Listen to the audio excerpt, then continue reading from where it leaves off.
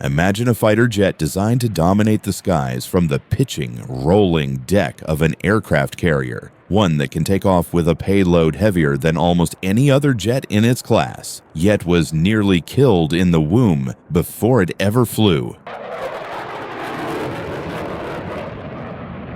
A jet so heavy and powerful that it required specially widened ski jumps on its nation's carriers, yet one that Russia, its sole operator, has barely used in combat. How could a fighter capable of carrying nearly 20 tons of weapons be relegated to such obscurity? And does it still hold any relevance in today's skies dominated by stealth and fifth-generation jets? By the end of this video, you'll understand exactly why the Su-33 was built, the dramatic challenges it overcame to reach operational status, the conflicts it has and hasn't fought in, and whether this carrier-born behemoth remains a formidable force or a relic of a bygone era. If you're fascinated by the engineering triumphs and strategic dilemmas of naval aviation, hit that subscribe button now and turn on notifications. Let's dive into the story of the Su-33. The Su-33 traces its origins to the late 1970s, when the Soviet Union recognized a critical gap in its naval aviation capabilities. While the MiG-23 and MiG-29 had proven themselves as powerful land-based interceptors, neither was suitable for carrier operations. The Soviet Navy's Nukiyev-class carriers, which relied on a ski-jump launch system rather than catapults, demanded a fighter that could generate enough lift without external assistance. In 1978, the Mikoyan Design Bureau began developing the MiG-29K, a carrier variant of its famous Fulcrum fighter. But Sukhoi, undeterred, proposed its own design, the Su-27K, later redesignated the Su-33. Sukhoi's proposal won out, and development began in earnest in the mid-1980s. The Su-33 was essentially a navalized evolution of the legendary Su-27 flanker, incorporating several radical adaptations for carrier duty. The most striking feature was its massive folding tail fin, nearly twice the surface area of the Su-27s, which allowed it to fit within the cramped hangars of Soviet carriers. Reinforced landing gear with a tricycle configuration capable of withstanding the extreme stresses of arrested landings was paired with a tailhook and a strengthened airframe. The wings received increased leading-edge root extensions, or LERXEs, which dramatically improved low-speed lift and control during short takeoffs and high angle of attack landings. The path to service was anything but smooth. The prototype Su-27K first flew on August 17, 1987. But the program faced relentless delays due to funding shortages, technical challenges, and the political upheaval of the Soviet collapse.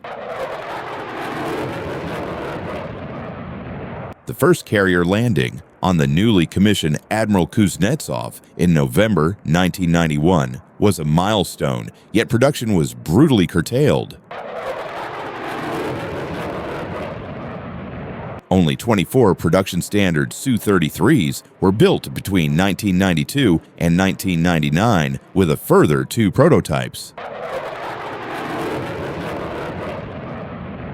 Plans for a larger fleet were abandoned as Russia's shipbuilding industry collapsed, and the Kuznetsov herself spent more time in refit than at sea. Despite its limited numbers, the Su-33's capabilities are formidable. Powered by two AL-31F engines producing 28,100 pounds of thrust each with afterburner, it boasts a maximum takeoff weight of over 62,000 pounds, among the highest for any carrier-based fighter. This allows it to carry up to 14,300 pounds of ordnance across 12 external hardpoints, including a mix of air-to-air missiles, bombs, and anti-ship weapons. Its Phasotron N001 JUC radar, though lacking the precision of later systems, provides a detection range of over 180 kilometers against large targets, complemented by a helmet-mounted sight and the R-73 Archer missile for close-range dominance. The Su-33's strengths are most evident in its role as a carrier-based interceptor and strike fighter. Its exceptional payload capacity and robust airframe make it uniquely suited for long-range, heavy missions from ski jump carriers, where short takeoff runs limit fuel and weapons loads. Compared to its generational peers, the American F-14 Tomcat and French Rafale M, it offers superior weapons capacity and thrust-to-weight ratio. The F-14, with its variable sweep wings, prioritized long-range interception, but the Su-33 can carry more ordnance and maintain better maneuverability at low speeds due to its LERX enhanced aerodynamics. However, the Su-33 is not without significant limitations. Its size and weight, empty weight exceeds 41,000 pounds, make it less agile than lighter carrier fighters like the FA-18 Hornet. The lack of modern avionics, particularly its analog cockpit and relatively short-range pulse Doppler radar, leaves it vulnerable against fighters equipped with active electronically scanned array radars and beyond visual range missiles. Maintenance demands are notoriously high. The aircraft's complex folding mechanisms, strengthened structure, and twin-engine layout require extensive upkeep, which has proven challenging for Russia's under-resourced naval aviation. Combat experience for the Su-33 has been surprisingly sparse. Unlike the carrier-launched MiG-29Ks deployed to Syria, the Su-33 has seen no direct participation in major conflicts. It has conducted air defense patrols over the Mediterranean from the Kuznetsov during her deployments in 2000, 2008, 2011, and 2016, but mechanical failures, including a well-publicized landing gear collapse, limited operational tempo. No Su-33s have been lost in combat, but several have suffered accidents due to the Kuznetsov's unreliable flight deck equipment. Today, the Su-33 remains the backbone of Russia's carrier-based fighter force with approximately 18 aircraft operational, supplemented by upgraded MiG-29Ks.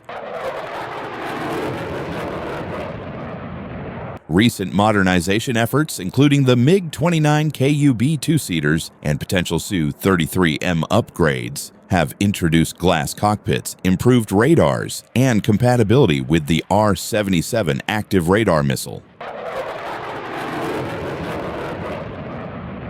Yet with the Kuznetsov sidelined by years of repairs and no second carrier under construction, the Su-33's future is uncertain. Russia's focus has shifted toward land-based air power, leaving its carrier fleet, and thus the Su-33, in a precarious limbo. So, Does the Su-33 remain a credible contender among fourth-generation fighters? In a pure metric of payload and raw power, it surpasses many contemporaries, capable of delivering a heavier strike package than an F-14 or even a fully loaded Rafale M. However, in an era of network-centric warfare, where data fusion, low observability, and long-range sensor fusion define victory, its dated avionics and lack of stealth render it outclassed by fifth-generation platforms like the F-35C. The Su-33 is a testament to Soviet engineering ambition, a fighter designed to impose air superiority from the confined deck of a single, unreliable carrier. It embodies both the triumphs and frustrations of Russia's naval aviation, a machine of immense potential, constrained by the strategic and economic realities of its operators. If you want to explore more stories of fighters that pushed the boundaries of what was possible, whether they succeeded or struggled, then subscribe to the channel and let me know in the comments. Is the Su-33 a sleeping giant waiting for a worthy platform, or is it a relic that should be retired in favor of more modern carrier fighters? What other carrier-based aircraft do you want to see covered next? Thanks for watching, and I'll see you in the next video.